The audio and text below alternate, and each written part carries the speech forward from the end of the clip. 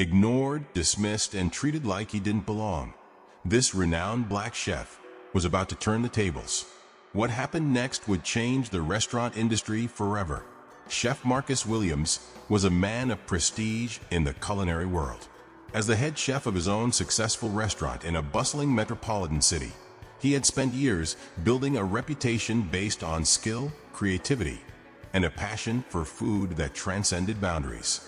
His signature dishes were featured in top food magazines, and his culinary expertise had earned him multiple Michelin stars.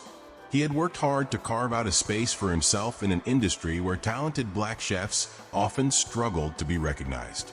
But despite his success, Marcus had long been aware of a deep-seated issue within the industry that, though rarely talked about, was undeniable: racial discrimination.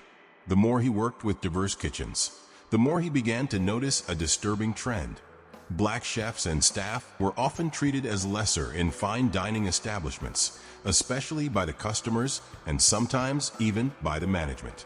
This wasn't just an isolated incident, it was systemic, and it was everywhere.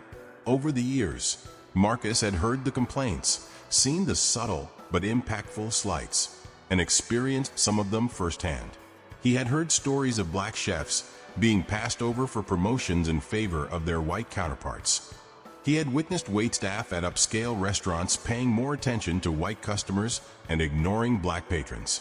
One story, in particular, had haunted him: a black chef who had worked at a prestigious restaurant, only to be dismissed after a white critic publicly criticized his food, despite it being among the best in the city.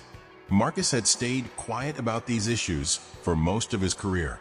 He had never let it affect his work, pushing forward with the belief that excellence would always speak for itself. But recently, something had changed. Over the past few months, he had received numerous complaints from friends, colleagues, and customers about a particular restaurant, the famed La Lumiere, an exclusive, high-end dining spot. Guests had been sharing unsettling stories of being treated poorly or ignored, all because of their race. A few weeks ago, a fellow chef friend had come to him, recounting an experience at La Lumiere where she, along with her partner, was seated at a table near the kitchen, far away from the more desirable dining spots.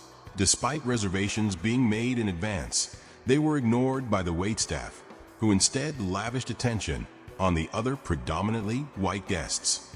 When they asked to speak to the manager, they were told that the restaurant was busy and that service would improve after the rush. It was clear, whether intentional or not, the message was that certain customers, based on their appearance, were less important than others. Marcus had thought about it for days, weighing the decision to take action. He had come to realize that this was bigger than just one isolated incident. It was about confronting the systemic racism that had been allowed to thrive under the guise of exclusivity in the fine dining world. And as someone with a platform, he realized that it was time to do something about it. One afternoon, as he sat in the comfort of his restaurant's kitchen, staring at the intricate plating of the latest dish he'd just created, Marcus made up his mind. He would go undercover at La Lumiere, and he would see for himself if the rumors were true. He wasn't going to let this opportunity pass without doing something about it. He had the skills, the connections, and most importantly, the reputation to bring change to the industry. It was time to put his influence to the test. Marcus spent the next few days preparing for his plan. He had to think carefully about how to approach the situation. The key, he knew, would be to blend in, to not draw attention to himself. He couldn't walk in wearing his signature chef's coat or any attire that would reveal his identity. No, he would have to appear like just another ordinary diner, one who, in the eyes of the staff at La Lumiere, looked like he didn't belong. The day of the test arrived. Marcus dressed in simple, casual clothes, a plain t-shirt, a pair of jeans, and sneakers. He made sure to keep his appearance as low-key as possible, avoiding anything that might stand out. Before he left, he reminded himself of his goal: to observe, to document, and to see if the discriminatory behavior was as rampant as he had been told.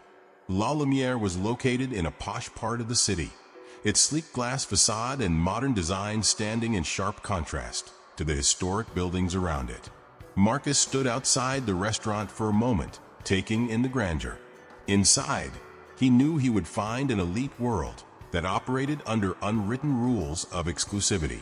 It was an establishment where status meant everything, and where anyone who didn't look the part could easily be dismissed.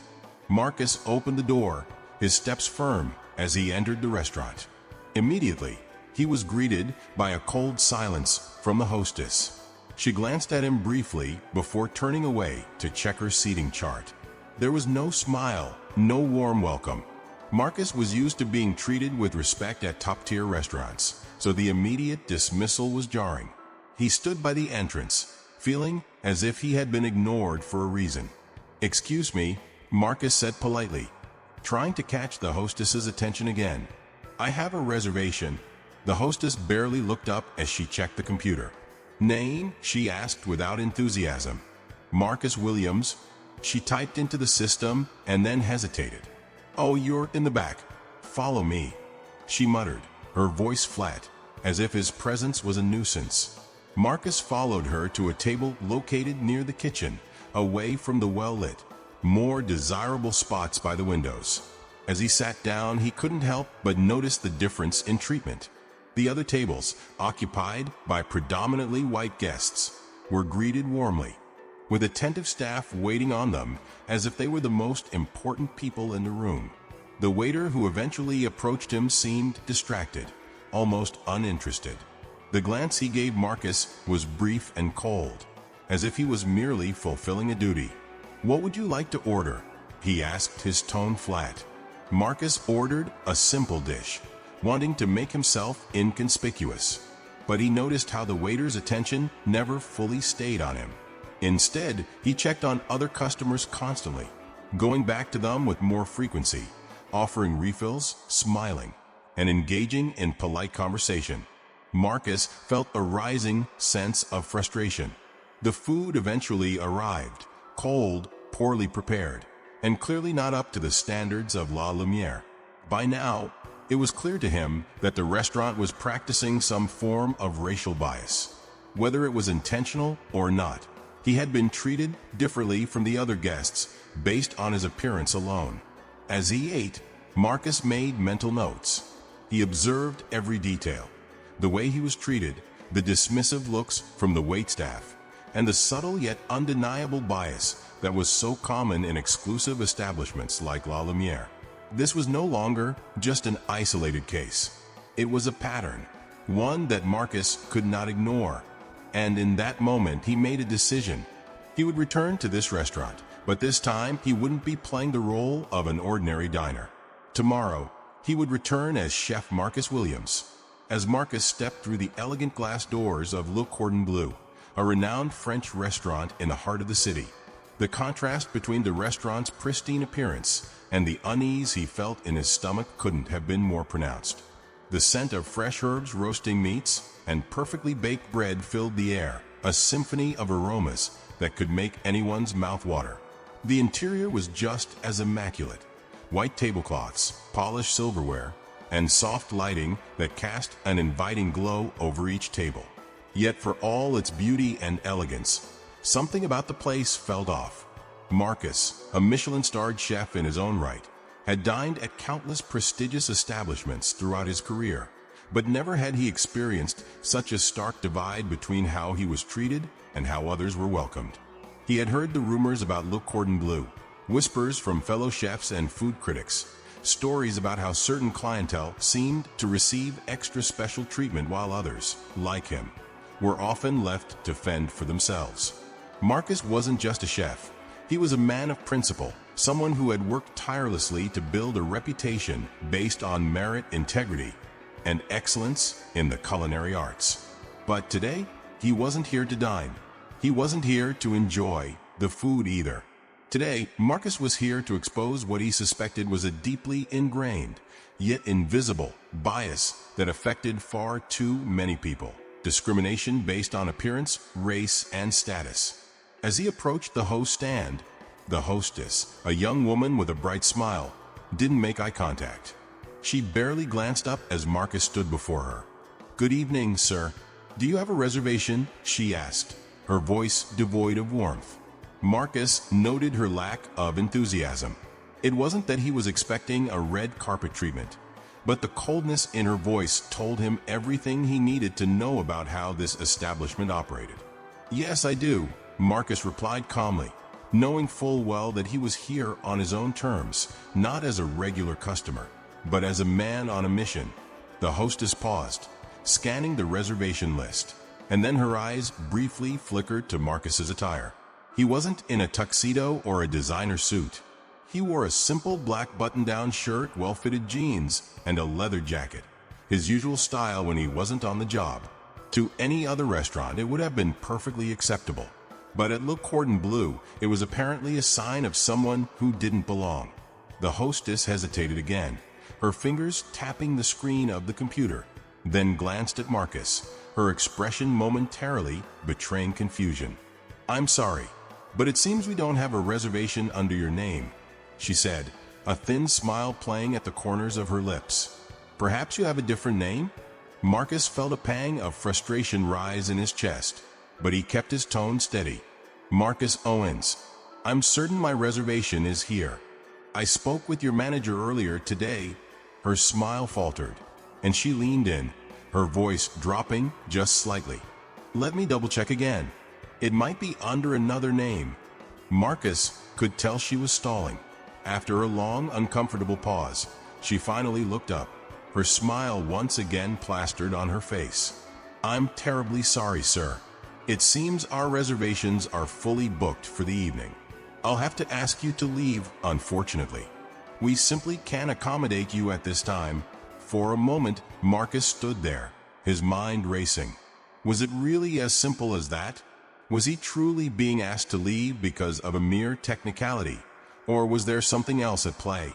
He could feel the subtle tension in the air, the way other patrons nearby were eyeing him, the slight shift in the atmosphere, as if they, too, could sense that something wasn't quite right.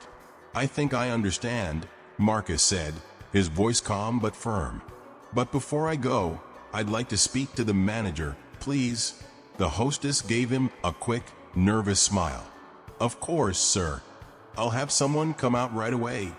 Within moments, the manager, a well-dressed middle-aged man with salt and pepper hair, approached. His face, though polite, seemed to register a faint look of surprise when he saw Marcus standing at the host stand.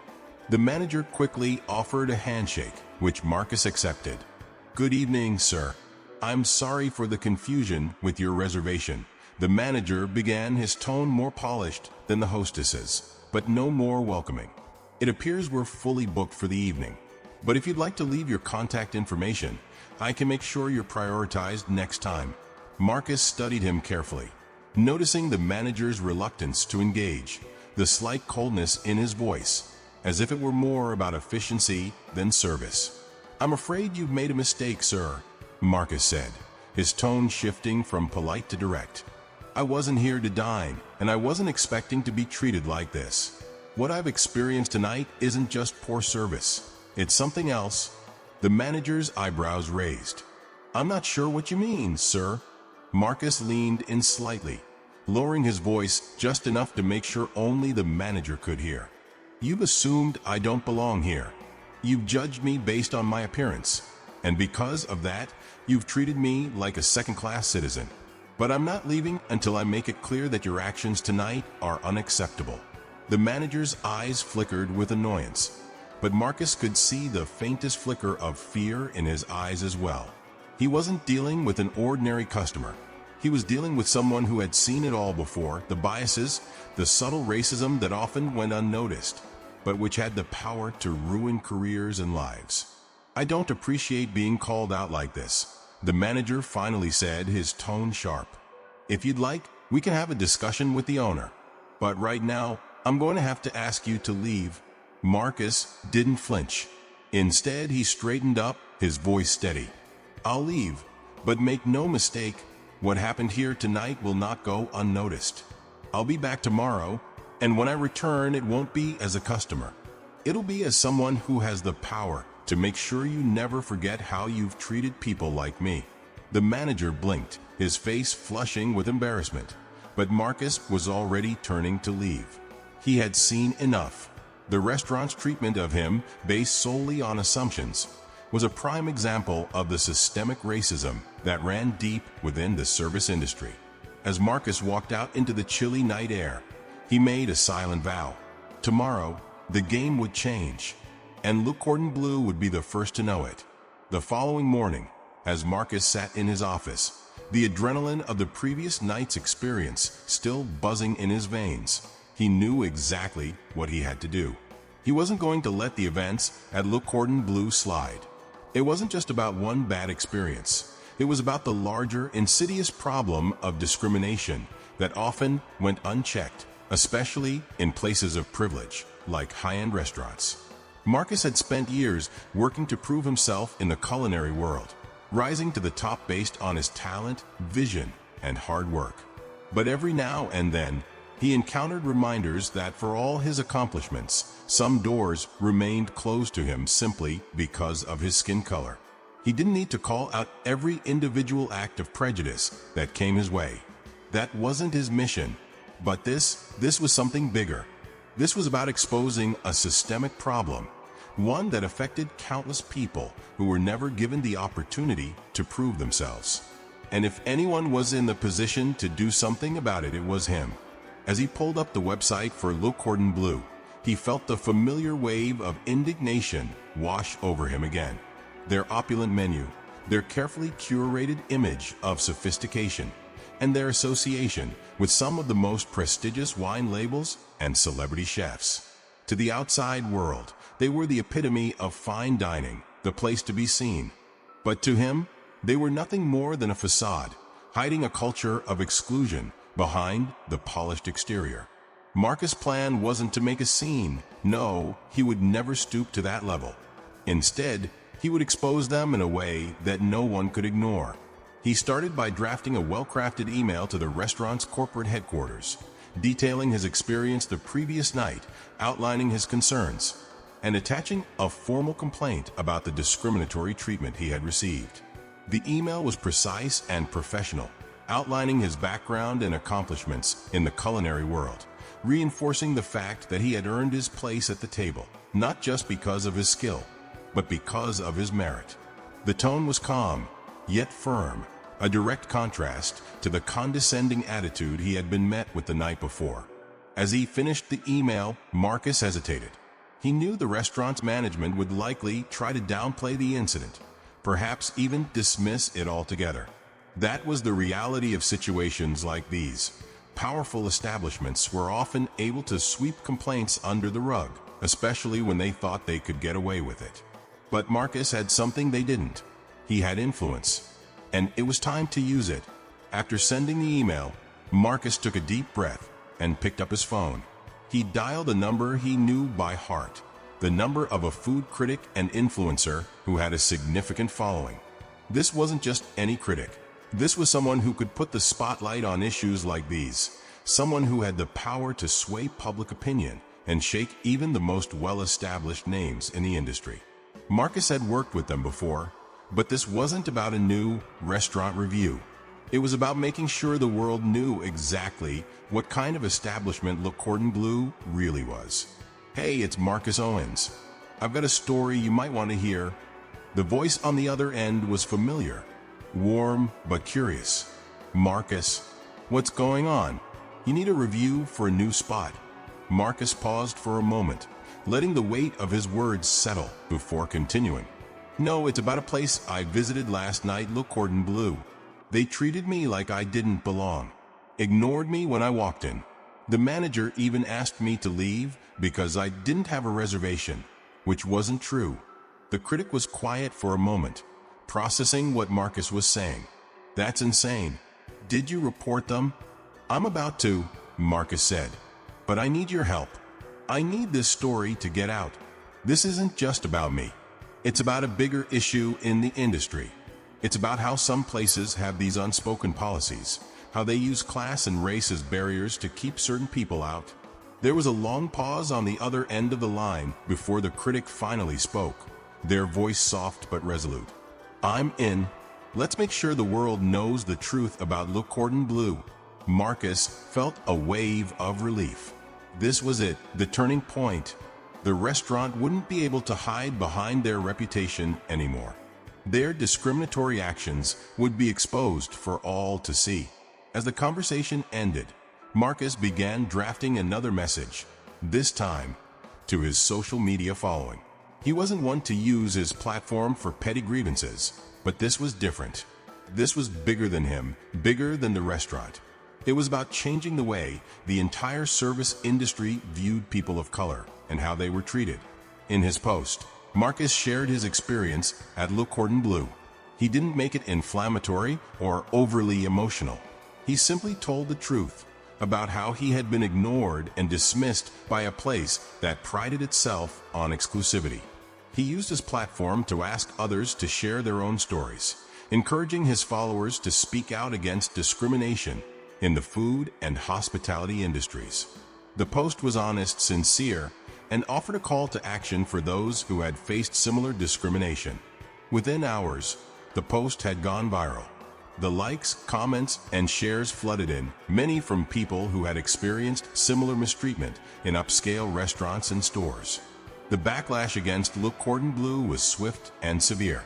People began sharing their own experiences of being turned away for the wrong appearance, being treated as if they didn't belong simply because of the way they looked.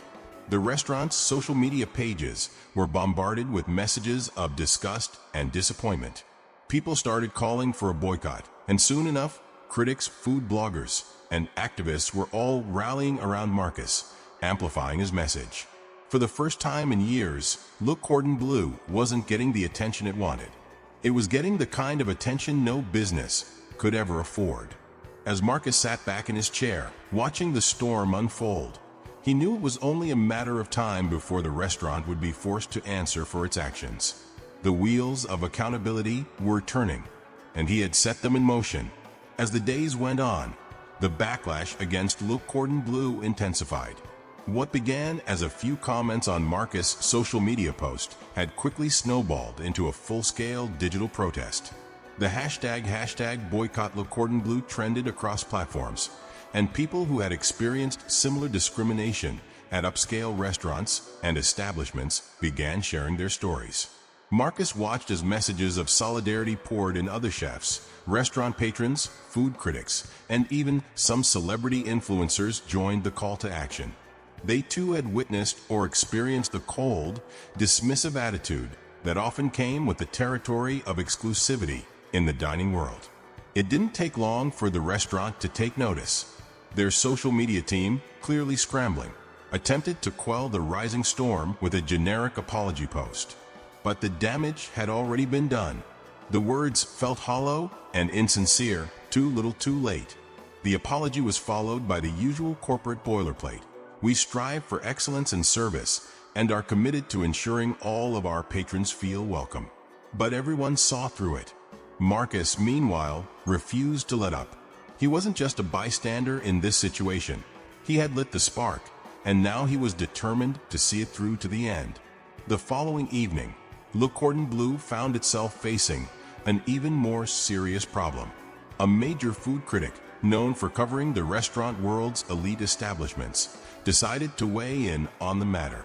With a significant following, this critic's influence reached far beyond food enthusiasts. They held the power to sway public opinion on any restaurant, sending customers flocking to or fleeing from it with just one review. In a detailed and scathing post, the critic wrote about their own experience dining at the restaurant and how they, too, had been made to feel unwelcome due to the subtle, yet unmistakable, signs of racial bias. They shared Marcus' story, as well as the stories of other patrons who had been similarly disregarded by the staff. The critic's endorsement was a major blow, and it sent shockwaves through the culinary community. The restaurant's carefully curated image of sophistication was now irrevocably tainted. But it didn't stop there. The next morning, an anonymous source sent a tip to a major news outlet. The tip revealed that Le Cordon Bleu had received multiple complaints over the years regarding its treatment of black customers, but none had ever been addressed. The accusations were serious, discriminatory hiring practices, biased customer service, and even reports of black customers being purposefully ignored or dismissed during peak hours. The allegations painted a picture of a long-standing issue that had been allowed to persist under the guise of exclusivity. The story was picked up by the news, and soon, Le Cordon Bleu was the subject of a full-blown scandal. Television anchors, social media influencers, and activists began circulating the article. People across the country, shocked and disgusted, began calling for boycotts. Reservations were canceled in droves. Loyal customers who had frequented the restaurant for years now began distancing themselves. The financial toll was immediate.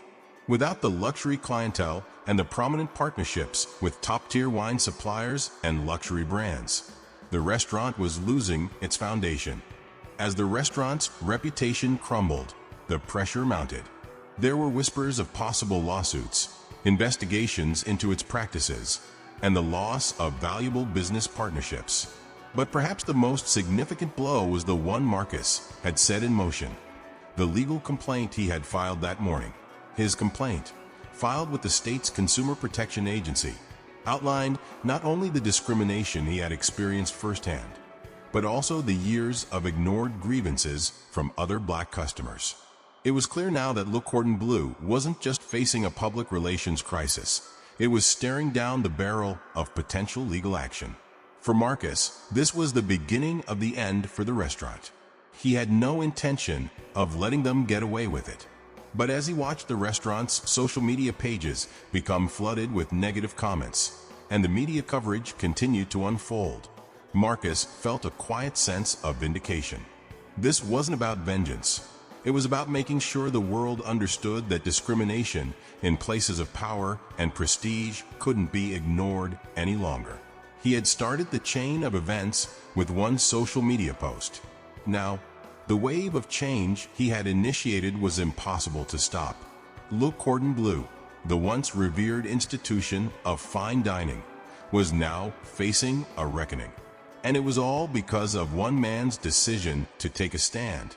As the news continued to unfold, Marcus remained resolute. He wasn't finished yet. In fact, he was just getting started.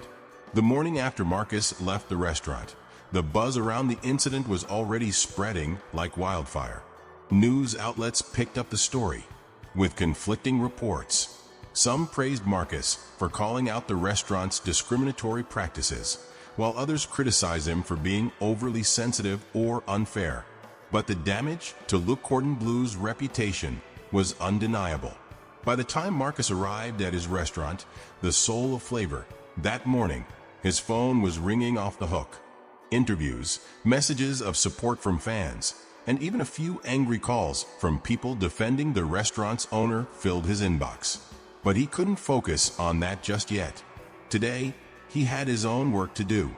As he walked into his kitchen, the bustle of activity, the chopping of vegetables, the sizzle of pans grounded him. This was his sanctuary, where the real work happened. It was ironic that just the day before, Marcus had been treated like a mere customer at Le Cordon Bleu, his talents and experience unrecognized. Now here in his own kitchen, he was in charge and everyone knew his worth. But that didn't mean the situation with the restaurant was over. Marcus couldn't just walk away from this and ignore the bigger issue. He had seen firsthand how pervasive discrimination could be. He'd heard countless stories from other chefs, waiters, and even restaurant patrons about being marginalized or treated unfairly. But he'd never experienced it like this, so blatant, so personal. Now that it had happened to him, there was no way he could let it slide. As he moved between the prep tables, he couldn't help but overhear the conversations among his team. Word had spread about the incident at Le Cordon Bleu. A few of his line cooks, who had worked at other high-end restaurants, were nodding their heads in agreement.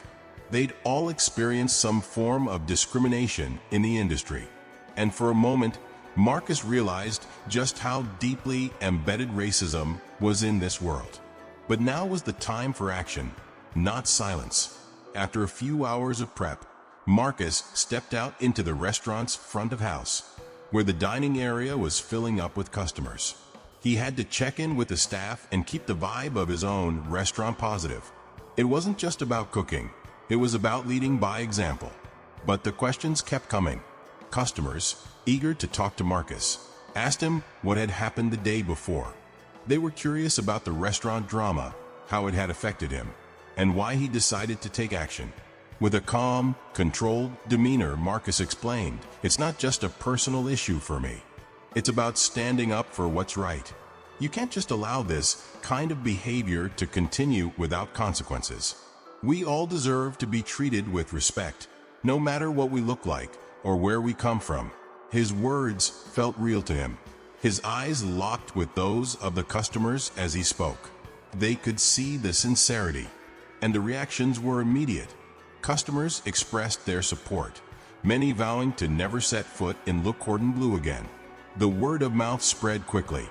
Some of them shared the story with their friends, and soon the social media posts started to flood in, condemning the restaurant for their actions.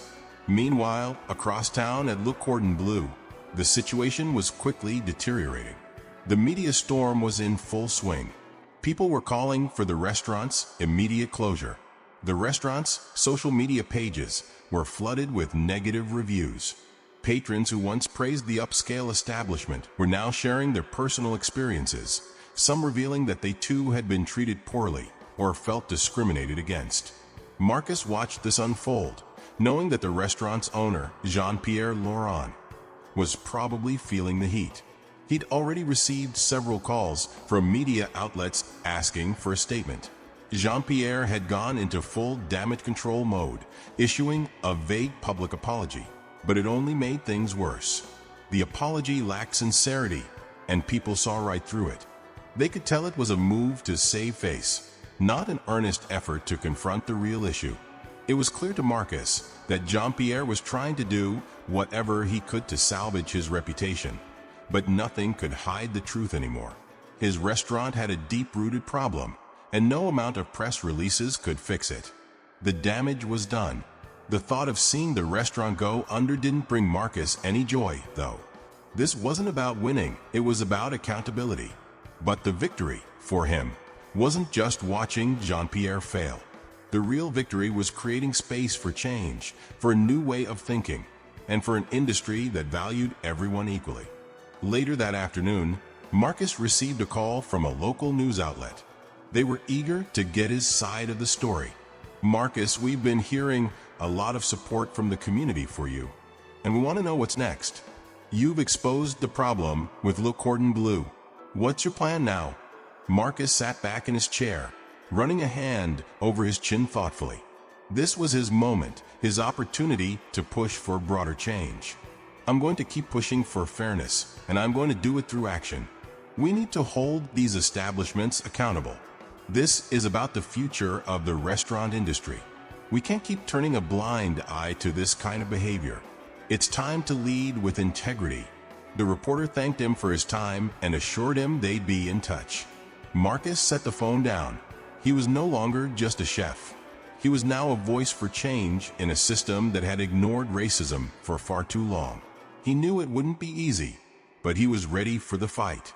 And the next day, his legal team would send a formal letter to Le Cordon Bleu, demanding compensation and the implementation of diversity training within the restaurant. The ball was rolling, and there was no going back. It wasn't just about one restaurant. It was about the future of the industry as a whole. The days that followed Marcus' public statement marked the beginning of a pivotal moment not just for him, but for the restaurant industry at large. Marcus knew that he had started something much bigger than himself. It was no longer just about exposing one restaurant's discriminatory practices. It was about fighting for equality and fairness for everyone in the culinary world. He had a platform now, and he wasn't going to waste it. In the first week after the story broke, the backlash against Le Cordon Bleu escalated rapidly. News outlets kept the story alive, and social media was flooded with posts from people all over the country condemning the restaurant for its racist actions.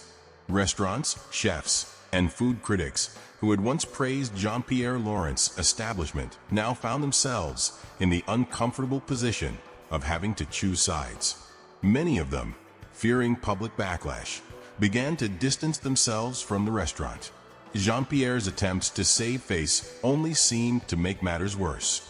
He issued multiple statements, apologizing for the misunderstanding, but the public wasn't buying it. For Marcus, however, the real work was just beginning. Over the next few days, he began to formulate his strategy for holding Le Cordon Bleu accountable in a more direct way. His legal team was already drafting a formal complaint, and they were gathering statements from others who had experienced similar treatment at the restaurant. It wasn't just about getting justice for himself anymore. It was about making sure that this kind of behavior wouldn't be allowed to persist in the industry. But there was more to it than that. Marcus had always been the kind of chef who believed in the power of food to bring people together. It was his way of making a difference in the world. But now he realized that it wasn't just about cooking. It was about creating opportunities for others, especially those who had been marginalized. The day after his interview with the news outlet, Marcus sat down with his head chef and business partner, Tara, to discuss their next steps. Tara was a vital part of the team at the Soul of Flavor, and Marcus trusted her judgment completely.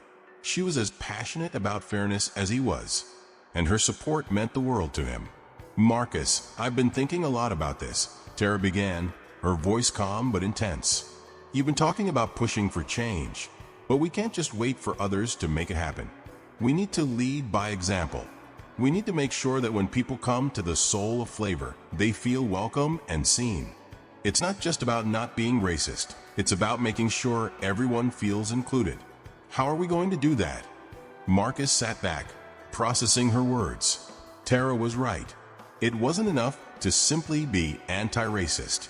They had to actively create an environment that celebrated diversity, inclusion, and equality in every corner of their business.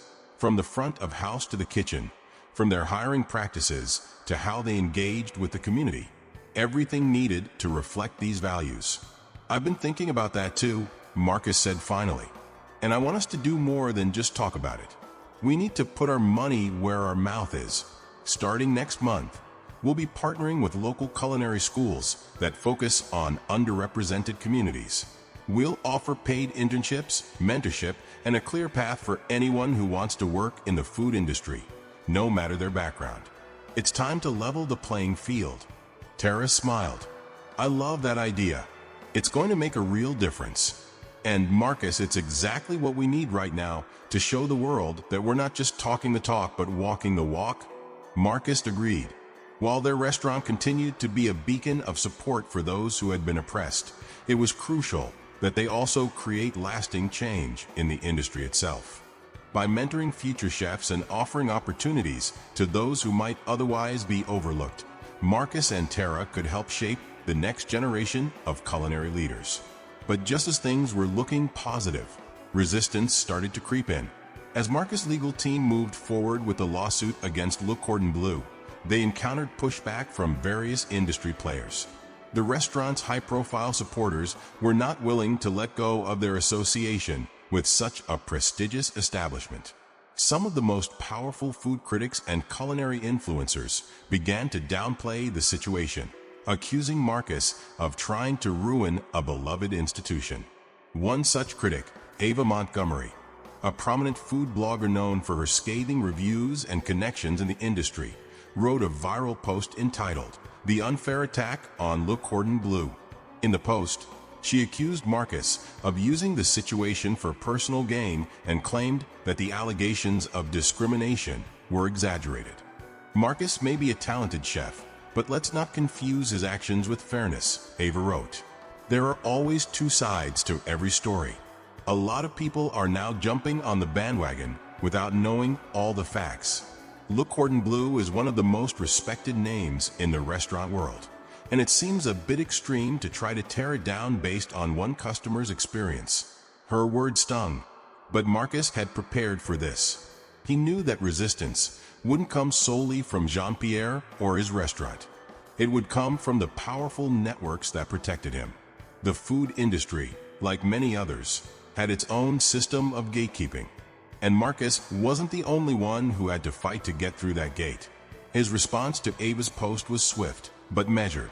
He published an open letter on his social media, calling for transparency in the restaurant industry and encouraging his followers to be part of the solution, not the problem. The truth isn't always easy to accept, but it's necessary if we want change, Marcus wrote. I'm not here to attack anyone, but I am here to call for accountability. Le Cordon Bleu's failure to acknowledge its problem is not just a reflection of one restaurant. It's a reflection of an entire system.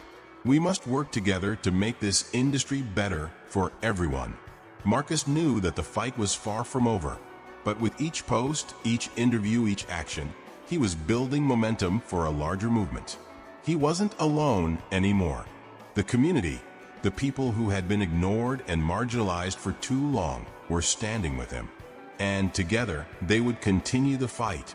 The backlash against Marcus's public exposure of the restaurant's practices was swift, and for a moment, it felt like his world was crashing down. The media had jumped on the story, but not in the way he'd hoped. Rather than commending his courage, they questioned his methods. Some outlets painted him as an opportunist, claiming he'd used his platform to target a high-end restaurant just for publicity. Others, more conservatively minded, sided with Le Cordon Bleu, questioning whether Marcus was simply trying to ruin a successful business over personal bias. But Marcus didn't back down. He had anticipated this. He knew that challenging a prestigious institution like Le Cordon Bleu wasn't going to be easy. But he also knew that his mission was bigger than his personal reputation. It was about making a statement that would resonate across the culinary world. As Ava Montgomery and the restaurant's management scrambled to defend themselves, Marcus and his legal team prepared to strike back. They had gathered enough evidence, testimonies from other black customers, footage of the discriminatory practices in action, and the legal precedent that would allow them to challenge the systemic issues in a high-profile way. But it wasn't just the legal battle that concerned him. As he sat in the office, poring over case files, his phone buzzed with texts from former colleagues. Marcus, are you sure you want to do this? This could end your career. Restaurants don't like people who cause trouble. We get it, but be careful. You're up against a massive network of people who don't want this kind of attention. He stared at the texts for a long moment, unsure how to respond. Part of him wanted to agree with them, to back off and let it go. But that part of him was the same part that had kept him in check for years, letting bias and discrimination slide under the radar. It was the part of him that allowed others to control the narrative, to tell him where he belonged and who he should be. But Marcus was done being silent. The next few weeks were a blur of meetings and consultations. While his legal battle was gaining momentum, Marcus took his vision to the next level. He was going to open a new restaurant, one that would stand in stark contrast to Le Cordon Bleu. This would be a place that welcomed diversity, encouraged collaboration, and most importantly, provided a safe space for chefs from marginalized communities to thrive. He began drafting the business plan with Tara, who had become not just a partner in his fight, but a key part of his dream. Together, they mapped out a restaurant that celebrated culinary diversity, creating opportunities for young chefs who had been systematically ignored or shut out by the elitist standards of fine dining. The restaurant would feature rotating chef-led collaborations, mentoring programs for aspiring chefs from disadvantaged backgrounds, and a commitment to diversity in every facet of the business, from the front of house to the kitchen. Marcus, Tara said, as they sat at his kitchen table, sketching out the restaurant layout, this could be the start of something huge. We're not just going to open another restaurant. We're going to build a movement. He nodded, grateful for her unwavering belief in his cause. But even as the plan came together, Marcus knew that he would face significant challenges. Le Cordon Bleu was a massive brand, and its influence ran deep in the culinary world. If the restaurant tried to shut him down or sabotage his new venture, it could easily destroy his career. But Marcus wasn't afraid. He had already risked everything by speaking out, and there was no turning back now. With the new restaurant plans in motion, Marcus's legal team finally served Le Cordon Bleu with a formal lawsuit. The complaint detailed the incidents of racial discrimination that had taken place inside the restaurant, along with the testimonies of other black patrons who had faced similar treatment. It was a move that sent shockwaves through the restaurant industry. The lawsuit not only challenged the practices of one restaurant, but also pointed a finger at the systemic racism that pervaded high-end dining establishments across the country. Ava Montgomery, still reeling from the negative press surrounding the allegations, did her best to stay in control. But as the legal process dragged on and more customers spoke out, it became clear that the tides were turning. More restaurants, from the elite to the local, began to question their own practices and what they might be doing wrong. As the story spread, it became more than just about Marcus and Le Cordon Bleu. It became about the industry as a whole, about all the chefs who had been ignored, dismissed, or silenced by the powers that be. The public demanded change. In the midst of all this, Marcus was invited to speak at a renowned culinary conference, one that had previously turned down his proposals for panels on diversity. But now, with the momentum of his lawsuit and the growing support from underrepresented chefs, the conference organizers had no choice but to invite him. Standing before a room full of influential chefs and food critics, Marcus spoke passionately about his experiences. He wasn't there just to tell his story. He was there to challenge the industry to do better, to be better. As Marcus stepped into the gleaming white kitchen of his new restaurant, Roots and Flames, he felt an overwhelming sense of accomplishment and anticipation. The place wasn't just a restaurant. It was his statement, his fight against an industry that had long excluded chefs like him. The kitchen buzzed with energy. Chefs from all walks of life, Latino, Black, Asian, Indigenous, worked side by side, each bringing their unique flavor to the menu. Marcus walked past them, nodding in approval, his heart swelling with pride. This was his vision brought to life, a kitchen where diversity was celebrated, where everyone was given a seat at the table. Despite the early excitement, the journey had not been without its challenges. Securing funding for the restaurant had been a struggle. Many investors were hesitant, unwilling to back a project that defied the norm. It wasn't just about the restaurant itself. It was about what it represented. Le Cordon Bleu, despite its tarnished reputation, still had powerful allies in the industry. And their influence didn't just extend to patrons. It reached into the financial and operational aspects of many high-end restaurants across the country. Marcus had to fight for every penny, convincing investors that Roots and Flames wasn't just a restaurant. It was a movement. Eventually, he found a group of like-minded individuals who believed in his mission, who saw the potential in building a restaurant that not only served incredible food, but also promoted social change. Now, as the restaurant's opening day approached, the press was beginning to catch wind of Marcus's vision. Articles were being written, interviews conducted, and social media influencers were clamoring to get a glimpse of the establishment. This wasn't just a restaurant opening. It was a momentous occasion that symbolized the change Marcus had been fighting for. But not everyone was celebrating Marcus's success. Le Cordon Bleu and its allies in the culinary world had not taken kindly to the lawsuit, the press attention, or the rise of Roots and Flames. Ava Montgomery, still the restaurant's managing director, had launched a counterattack. She enlisted a team of PR professionals to handle the fallout, releasing statements attempting to discredit Marcus's lawsuit, claiming it was a baseless accusation and a personal vendetta. The restaurant's PR team ran damage control, framing Marcus as an opportunistic chef who was using Le Cordon Bleu's success to build his own name. They called his allegations a distraction and suggested that Marcus was simply bitter about being overlooked in the industry.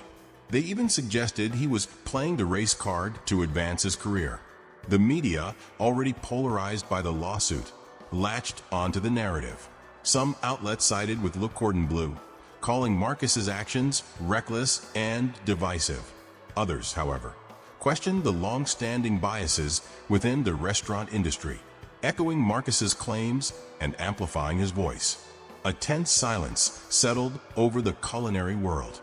Every restaurant, chef, and critic was watching, waiting to see how the situation would unfold. Marcus knew that the battle wasn't just in the courtroom. It was in the media, in the kitchens, and in the minds of the public. As much as he wanted to focus on his new restaurant and the chefs he was mentoring, he couldn't ignore the larger battle. Roots and Flames would open on schedule, but Marcus knew this wasn't just about filling tables. It was about taking a stand. The restaurant would be a symbol of inclusion, but it would also serve as a reminder that the fight against discrimination was far from over. As the weeks passed, the restaurant's opening was finally upon them. The excitement was palpable, but so was the pressure. The media storm had only intensified. Critics, both for and against Marcus, were calling it the battle of the century between a progressive, inclusive chef and the entrenched elitism of Le Cordon Bleu. Marcus stood in the dining area, looking out over the sleek and modern design of Roots and Flames. The restaurant was full, patrons buzzing with anticipation, the scent of spices and fresh ingredients filling the air. Yet, he couldn't shake the feeling that something was about to happen.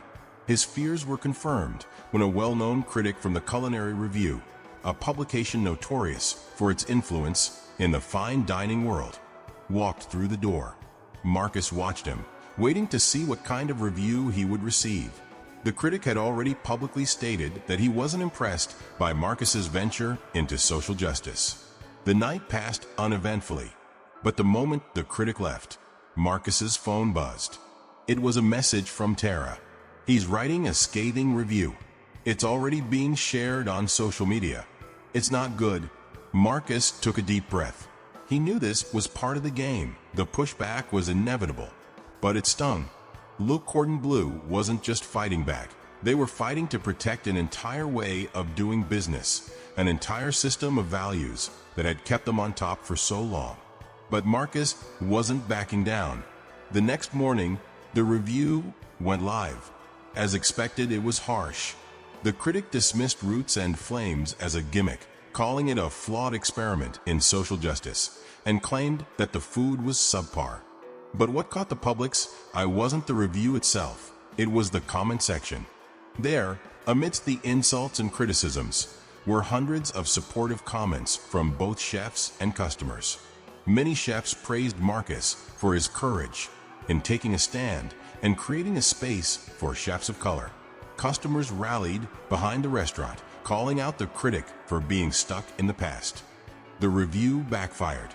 Roots and Flames gained more support than ever before, proving that Marcus had struck a chord with the public. He wasn't just fighting for change, he was leading it. The weeks after the restaurant's grand opening were filled with growing pains. There were supply issues, labor challenges, and financial hurdles. But there was also something bigger, something that Marcus couldn't ignore.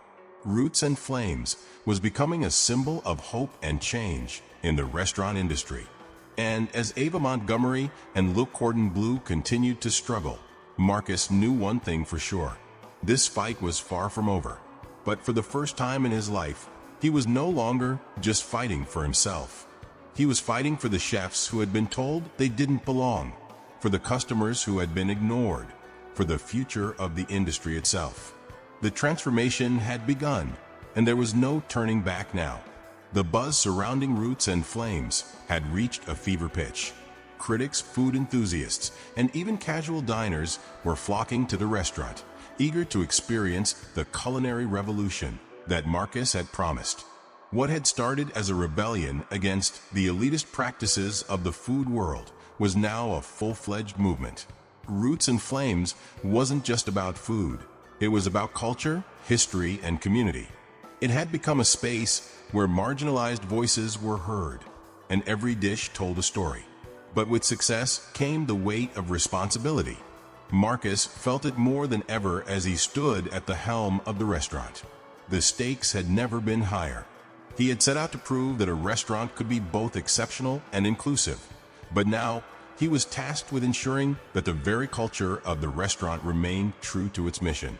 He couldn't afford to lose sight of why he'd started this journey. He had to keep pushing forward. In the days following the scathing review from the Culinary Review, Marcus had expected the backlash. But what he hadn't anticipated was the momentum it had created for Roots and Flames. The backlash had turned into an unexpected blessing. More people wanted to support his vision, more diners filled the seats, and more chefs reached out, offering their help. Roots and Flames wasn't just surviving, it was thriving. Despite the restaurant's growing popularity, there were still challenges that loomed over Marcus. He knew that Le Cordon Bleu wasn't going to let him go quietly.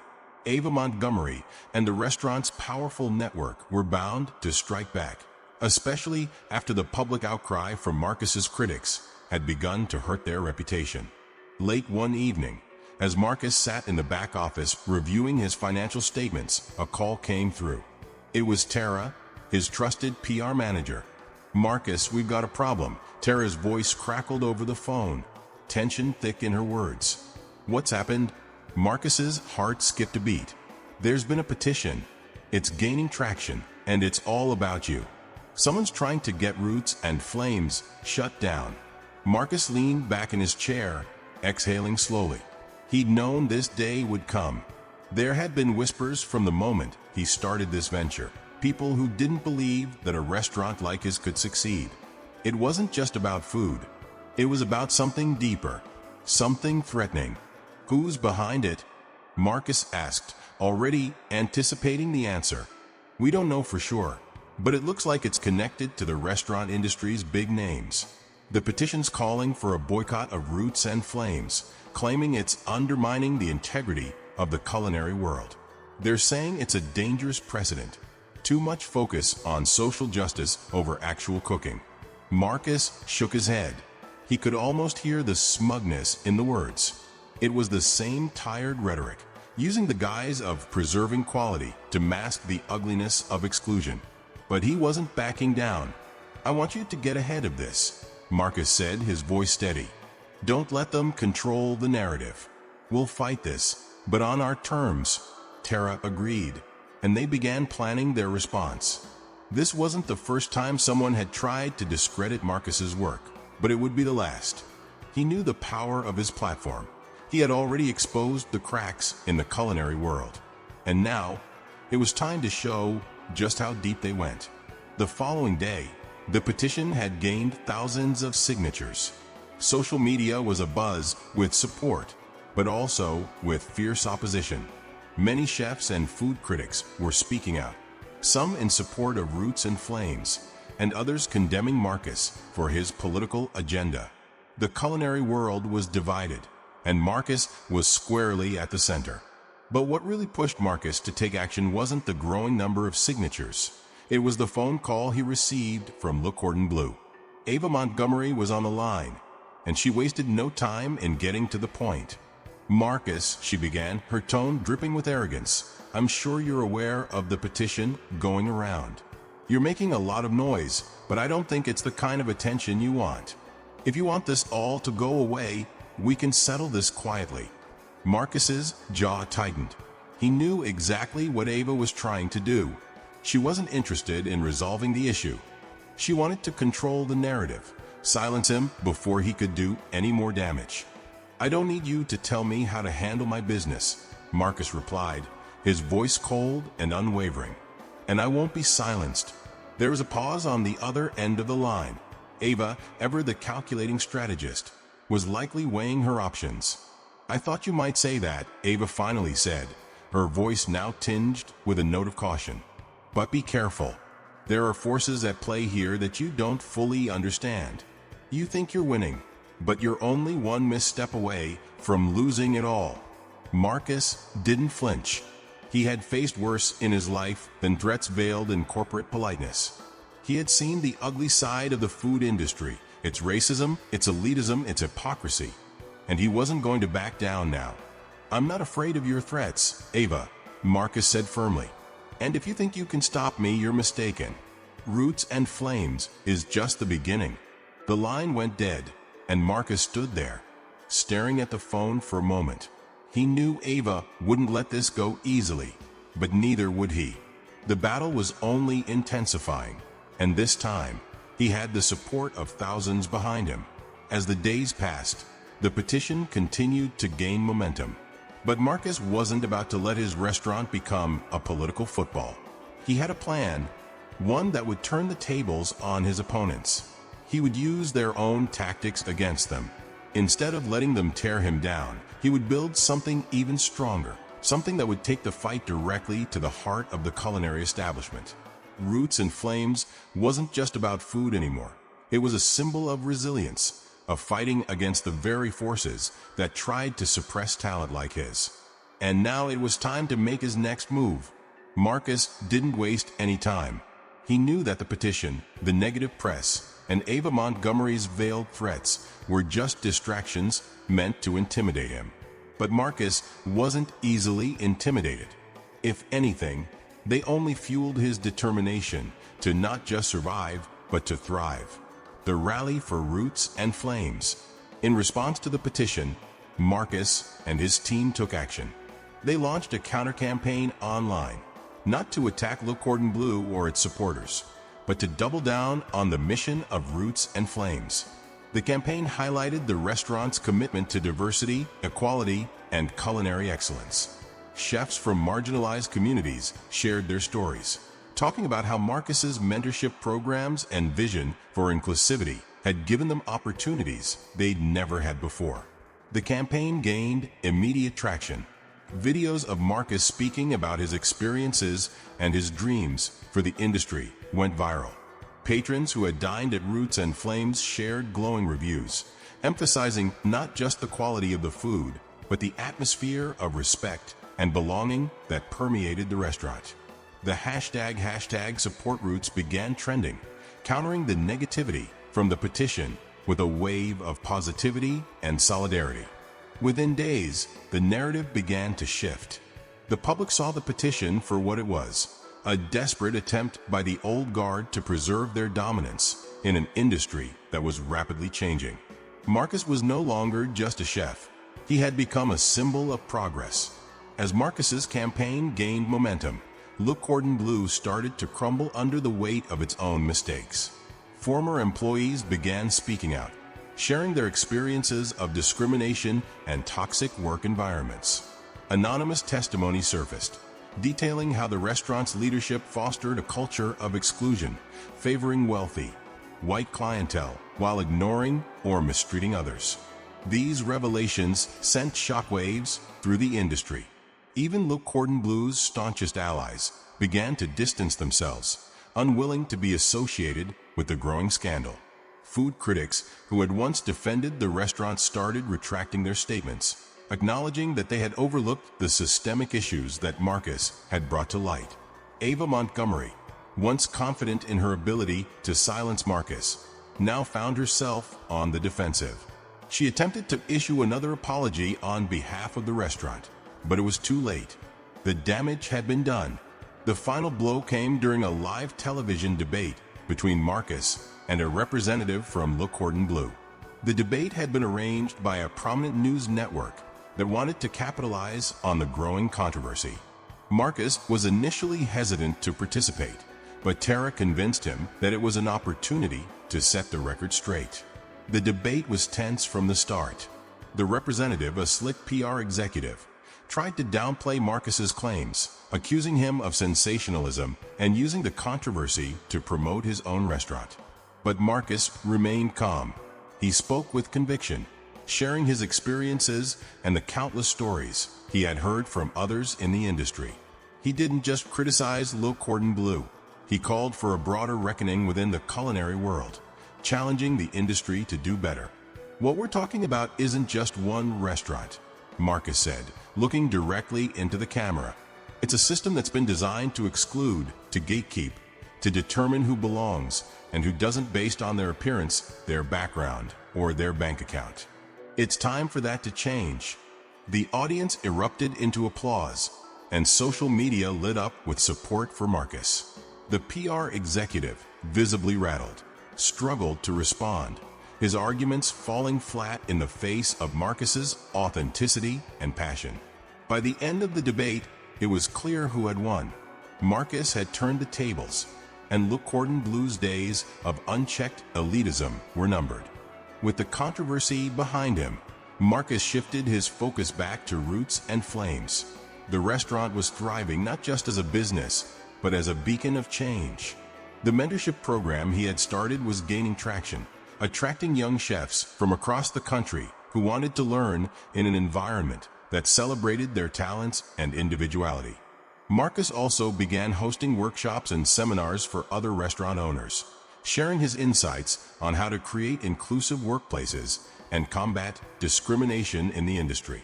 His efforts didn't just inspire change, they ignited a movement. Tara, ever the optimist, summed it up perfectly during one of their late-night planning sessions. Marcus, you're not just changing the way people think about food, you're changing the way they think about each other. Marcus smiled, feeling a sense of fulfillment he hadn't felt in years. This was never just about food, he replied. It was always about people. As the weeks turned into months, Marcus reflected on how far he had come. The fight against Le Cordon Bleu had been difficult, but it had also been necessary. It had forced the industry to confront its flaws and sparked a conversation that was long overdue. And while Le Cordon Bleu struggled to rebuild its reputation, Marcus focused on building something better. Roots and Flames wasn't just a restaurant. It was a legacy, a testament to what could happen when one person refused to stay silent in the face of injustice. Months passed, and Roots and Flames became more than just a restaurant. It became a movement. The culinary world had been shaken by the events that transpired, and the repercussions were still being felt.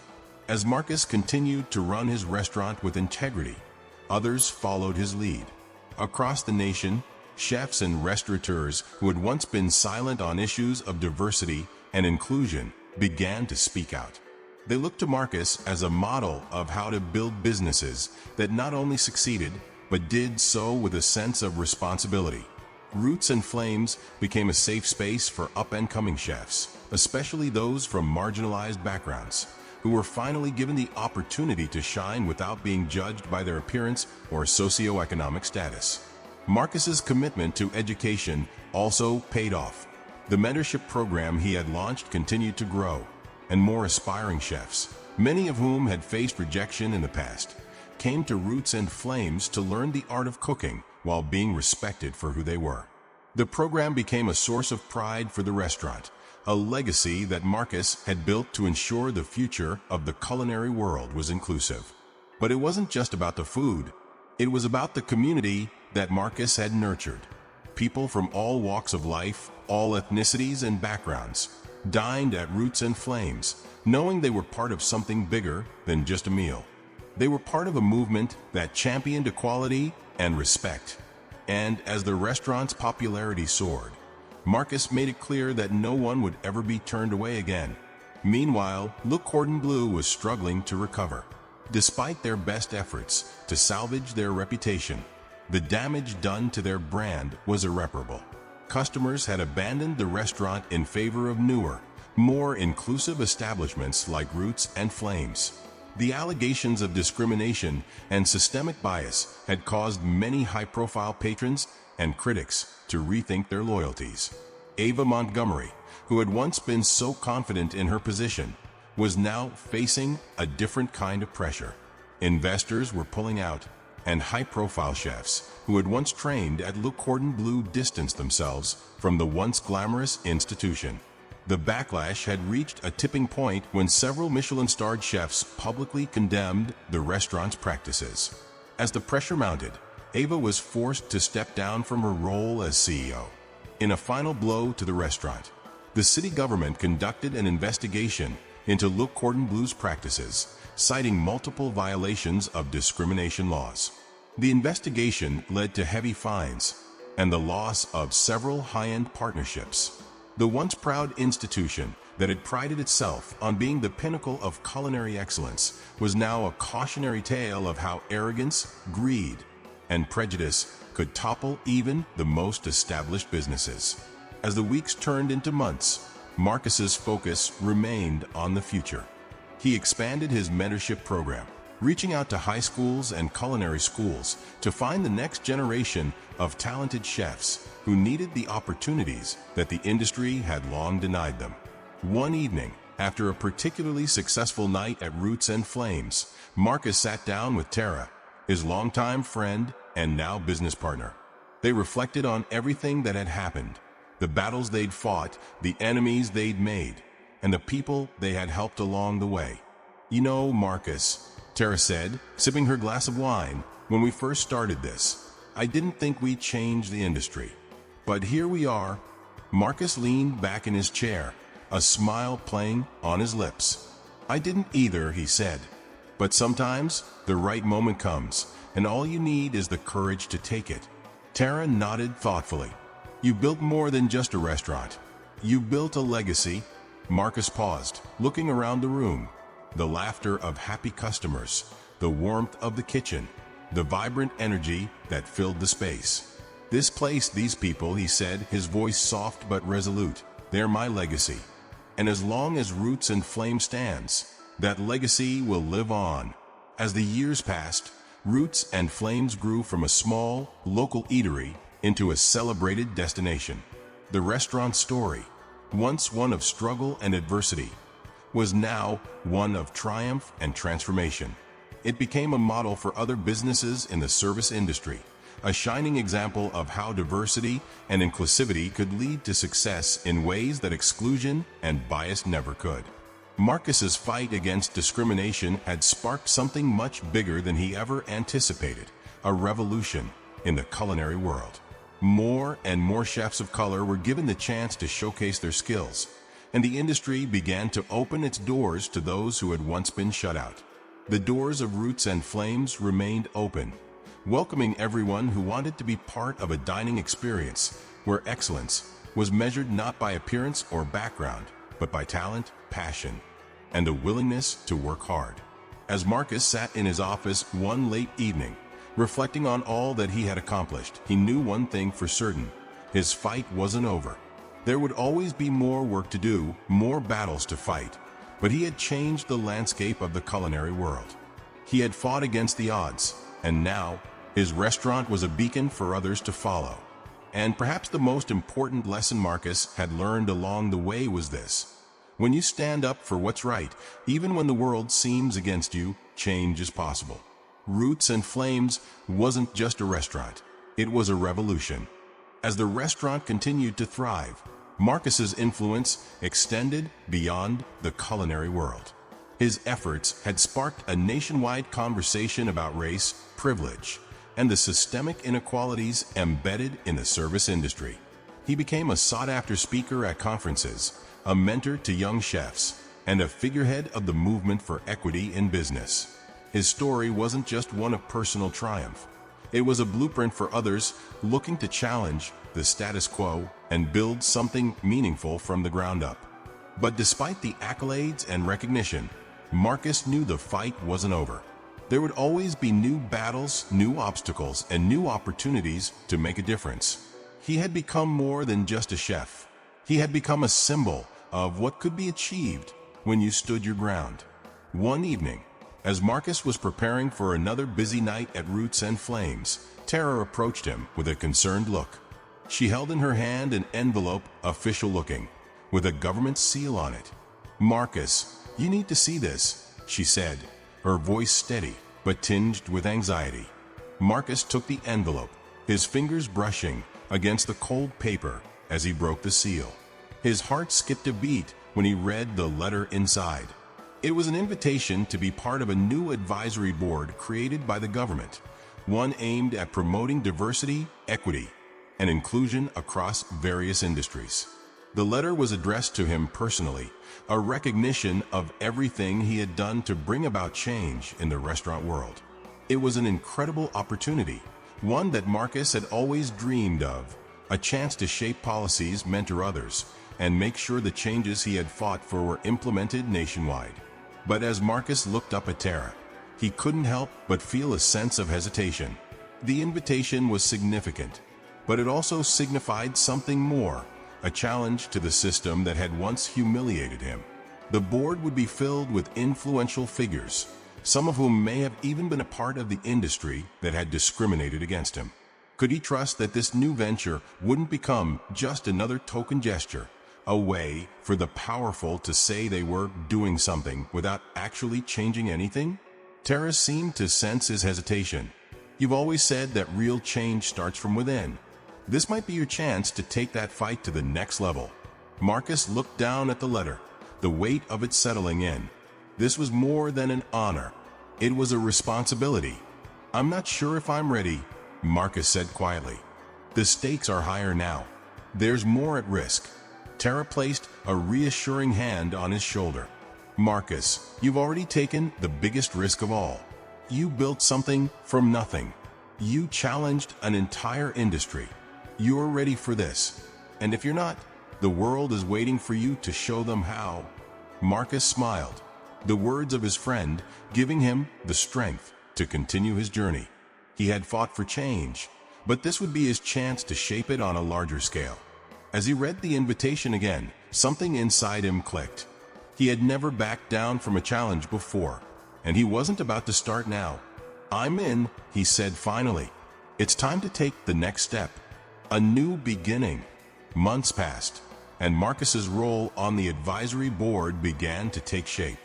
He worked with policymakers, industry leaders, and business owners to craft new regulations, ensuring that every industry, from hospitality to retail, would be held accountable for their treatment of employees and customers. His influence was undeniable, and soon other chefs, restaurateurs, and entrepreneurs who had once been silent on issues of race and discrimination began to step forward. Meanwhile, Roots and Flames continued to be a beacon of inclusivity.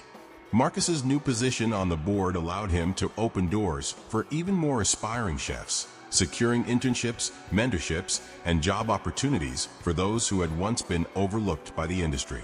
He was changing lives, one meal at a time. But the real victory came when Marcus received a letter from the same restaurant group that had once rejected him, the prestigious Le Cordon Bleu. The letter was a public apology, acknowledging their past mistakes and offering to collaborate on new programs to promote diversity and inclusion in their kitchens.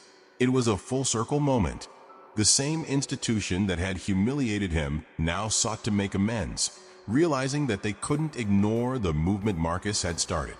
The irony was not lost on him, but instead of feeling vindicated, Marcus felt a deep sense of gratitude. This was the moment when the system had finally shifted, and Le Cordon Bleu was part of the change, the true measure of success. As Marcus sat down in the quiet of his office late one evening, reflecting on the journey that had brought him to this point, he realized something important. Success wasn't just about accolades or recognition. It was about the people whose lives were touched along the way. The aspiring chefs who had found their voice, the restaurant workers who no longer had to fear discrimination, and the customers who could now enjoy a meal in an environment of respect and equality.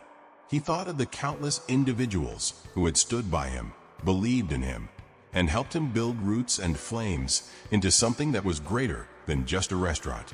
It had become a movement, a symbol of what could happen when people stood together against injustice. Marcus had been tested time and time again, and each time he had come out stronger. The battle for equality was far from over, but for the first time in his life, Marcus knew that real, lasting change was possible. He had played his part, and now the world was beginning to see the fruits of that labor. As he looked out at the bustling dining room of Roots and Flames, the laughter, the clinking of glasses, and the satisfied faces of his customers, he smiled. The fight had been worth it, because in the end, the true measure of success wasn't the power or wealth you accumulated. It was the difference you made in the world.